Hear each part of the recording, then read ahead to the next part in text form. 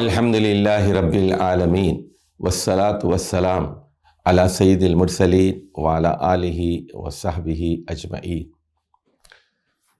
مولانا سید ابو العلا المودودی کی مشہور زمانہ کتاب قرآن کی 4 بنیادی اصطلاحیں، اس کا دوسرا باب رب سے متعلق ہے۔ اس حصے میں مولانا مودودی نے یہ بتایا ہے کہ اولاً رب کا عام فہم مفہوم کیا لیا جاتا ہے، ثانیاً عربی زبان میں رب کے کیا کیا استعمالات ہیں، اور ثالثاً قرآن مجید نے یہ لفظ کن کن مختلف معانی میں استعمال کیا ہے، اور پھر وہ یہ بتاتے ہیں کہ تاریخ کی مختلف قوموں کی جب انبیاء سے کشمکش برپا ہوئی، قوم نوح کی، عاد کی، سمود کی، اور پھر اس کے بعد حضرت ابراہیم کی نمرود کے ساتھ، اور پھر اس کے بعد قوم شعیب کی، اور اس کے بعد حضرت موسیٰ علیہ السلام کی، تو یہ کشمکش ربوبیت کے بارے میں تھی، الوہیت کے بارے میں تھی، تو یہاں رب کا کیا مفہوم ان کے ہاں تھا، اور اللہ سبحانہ و تعالی اور ان کے انبیاء کیا دعوت دے رہے تھے۔ تو یہاں تاریخ کی روشنی میں اور قرآن کی بیان کردہ تاریخ کی روشنی میں مولانا مودودی اس اصطلاح رب کی وضاحت کرتے ہیں اور اس کے مختلف پہلوؤں کو اجاگر کرتے ہیں۔ عام طور پر رب کا یہ مفہوم مشہور ہو گیا کہ انشاء الشیء حالا فحالا الی حد التمام، کسی شے کی نشو نما کرنا ایک حالت سے دوسری حالت تک، یہاں تک کہ وہ تکمیل کے آخری مرحلے تک پہنچ جائے۔ انشاء الشیء حالا فحالا الی حد التمام، کسی شے کی ایسی خبر گیری اور دیکھ بھال کرنا کہ وہ کمال تک پہنچ جائے۔ اب دیکھیے اس کے عربی زبان میں کیا استعمالات ہیں۔ اس کا پہلا مطلب ہے پرورش کرنا، نشو و نما دینا، بڑھانا، یعنی گروتھ، ڈیولپمنٹ، پرورش کرنا، ٹو لک آفٹر، اور بڑھانا، نشو و نما دینا، پالنا پوسنا۔ اور ربیب اس لڑکے کو کہتے ہیں جو سوتیلے باپ کے گھر میں پرورش پا رہا ہو۔ پالنے والی دائی کو بھی ربیبہ کہتے ہیں، سوتیلی ماں کو رابہ کہتے ہیں، کیونکہ وہ ماں تو نہیں ہوتی لیکن بچے کی پرورش کرتی ہے۔ سوتیلے باپ کو رابن کہتے ہیں۔ مربب یا مربع اس دوا کو کہتے ہیں جو محفوظ کر کے رکھی جائے۔ رب یا رب ربن کے معنی اضافہ کرنے، بڑھانے اور تکمیل کو پہنچانے کی ہے۔ جیسے ربن نعمت، ربن نعمت کا مطلب ہے کہ اس نے احسان کی حد کر دی۔ تو پہلا مطلب تو یہ ہو گیا کہ پرورش کرنا، پالنا، بڑھانا، نشو و نما کرنا۔ اب آ جائیے دوسرا مطلب رب کا۔ سمیٹنا، جمع کرنا، فراہم کرنا.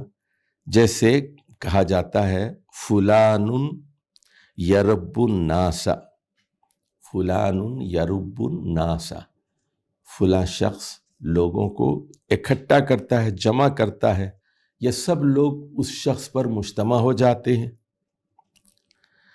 اور جمع ہونے کی جگہ کو مربن کہتے ہیں. جیسے اس میں ظرف ہے محلن، محلن، اسی طرح مربن ہے جمع ہونے کی جگہ. سمٹنے اور فراہم ہو جانے کو تربب کہتے ہیں، تربب تفعل کے وزن پر. تو یہ دوسرا مطلب ہو گیا رب کا، جمع کرنا، سمیٹنا، اکٹھا کرنا. اب آ جائیے عربی لغت میں اس کا تیسرا مطلب کیا ہے. خبر گیری کرنا، اصلاح حال کرنا، دیکھ بھال کرنا، کفالت کرنا، یعنی مینٹین کرنا، کسی چیز کی دیکھ بھال کرنا. مثلا رب دیعتہ کا مطلب ہے اس نے اپنی جائیداد کی دیکھ بھال کی. جیسے مکان کی دیکھ بھال کی، زمین کی دیکھ بھال کی، اس کو مکان کو بوسیدہ ہونے سے بچایا. اسی طرح دیکھیے ابو سفیان نے صفوان سے کہا تھا لِأَن يُرَبَّنِي رَجُلٌ مِّن قُرَيْشٍ أَحَبُّ إِلَيَّ مِنْ أَن يُرَبَّنِي رَجُلٌ مِّن هَوَازِن. مجھے یہ پسند ہے کہ قریش کا ایک آدمی میرا سرپرست ہو جائے بنسبت یہ کہ حوازن کا کوئی آدمی میرا سرپرست ہو. دیکھیے علقمہ بن عبیدہ ایک شاعر تھا، وہ یہ کہتا ہے وَكُنْتُمْ رَأَنْ أَفَدَتْ إِلَيْكَ رَبَابَتِي وَقَبْلَكَ رَبَتْتَنِي فَدِعْتُ رُبُوبِي. یہاں بھی دیکھیے کہ ربابنی، اس نے میری کفالت کی. تو جب میں نے جو میرا رئیس تھا میں نے اس کو کھو دیا. فَدِعْتُ رُبُوبِي، تو پھر اس شخص نے میری کفالت کی. اسی طرح دیکھیے مشہور شاعر ہے فرزدق، وہ کہتا ہے کانو کسائلہ ہم قائس حقنت صلاحہ فی ادیم غیر مربوب. تو یہاں فی ادیم غیر مربوب کا مطلب ہے، مربوب کا مطلب ہے یہاں پر مربوخ، مدبوخ، یعنی مدبوخ مربوب ایک معنی میں یہاں استعمال ہوا ہے، یعنی جس کی دباغت نہیں کی گئی، جس کی دیکھ بھال نہیں کی گئی، یعنی ایسا چمڑا جس کو رنگ کر اس کو پاک صاف نہیں کیا گیا. اسی طرح عربی میں کہتے ہیں فلان یرب صنعتہ عند فلان. تو اس کا مطلب یہ ہے کہ فلاں شخص فلاں کے پاس کاریگری سیکھتا ہے، کاریگری کی تربیت حاصل کرتا ہے، کوئی ہنر سیکھتا ہے. اب دیکھیے اس کا چوتھا مطلب ہے فوقیت، بالادستی، ڈومیننس، سرداری، حکم چلانا، تصرف کرنا. مثلا عربی میں کہتے ہیں قد رب فلان فلان قومہ، کہ فلاں شخص نے اپنی قوم کو تابع بنا لیا. یا کہتے ہیں ربیت القوم، میں نے قوم پر حکم چلایا، ربیت القوم، اور بالادست ہو گیا. تو اسی طرح اس کا پانچواں مطلب ہے مالک ہونا، اونر، ٹو بی اونر. جیسے حدیث میں آتا ہے کہ نبی کریم صلی اللہ علیہ وسلم نے پوچھا ایک شخص سے الرب غنم ام رب ابل، یہ بتاؤ تم غنم کے رب ہو یا ابل کے رب ہو، تم بکریوں کے مالک ہو یا اونٹوں کے مالک ہو۔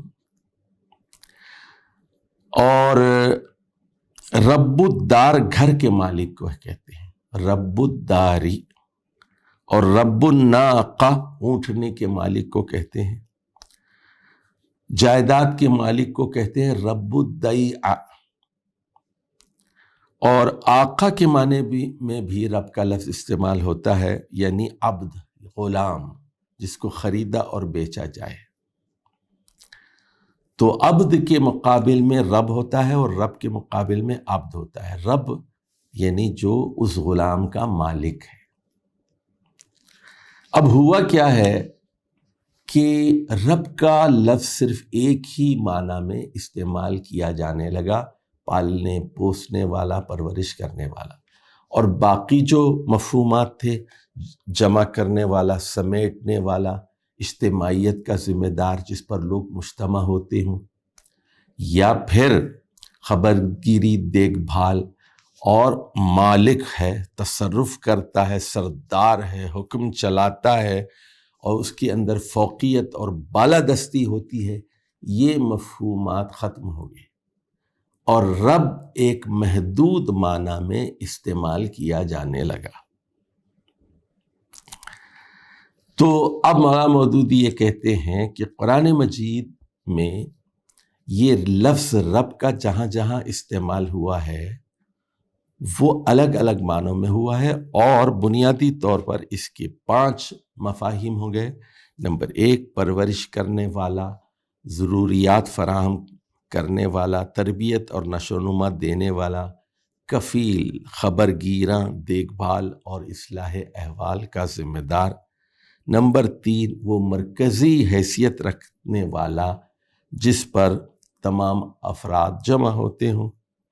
چوتھا مطلب ہے سید، سردار، مطاع جس کی اطاعت کی جائے، ذی اقتدار جس کا حکم چلے، مین وتھ پاور جس کی بات مانی جاتی ہے، جس کی فوقیت اور بالادستی تسلیم کی جاتی ہے، اور جس کو تصرف کے اختیارات حاصل ہوں۔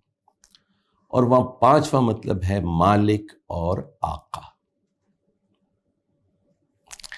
ظاہر ہے، یعنی اگر آپ کہتے ہیں مثال کے طور پر تو رب العرش یا رب البیت، فَلْيَعْبُدُوا رَبَّ هَٰذَا الْبَيْتِ، رب البیت کا یہ مطلب نہیں ہوگا کہ گھر کو نشو و نما دے رہا ہے، گھر کو بڑھا رہا ہے، گھر کی پرورش کر رہا ہے، تو رب اس کا مطلب یہی ہوگا گھر کا مالک اور گھر پر حکومت چلانے والا، تصرف کرنے والا۔ اور یہی مطلب ہے رب العرش کا کیا مطلب ہے؟ عرش کا مالک، اقتدار کا مالک، عزت و اقتدار کا مالک۔ تو یہ 5 مفہومات ہیں رب کے۔ اب ہم دیکھیں گے کہ یہ تو لغوی مفہومات تھے، اب قرآن مجید ان کے مختلف استعمالات کیسے کرتا ہے، یہ انشاءاللہ ہم اگلے پروگرام میں واضح کریں گے۔ والسلام علیکم ورحمۃ اللہ وبرکاتہ۔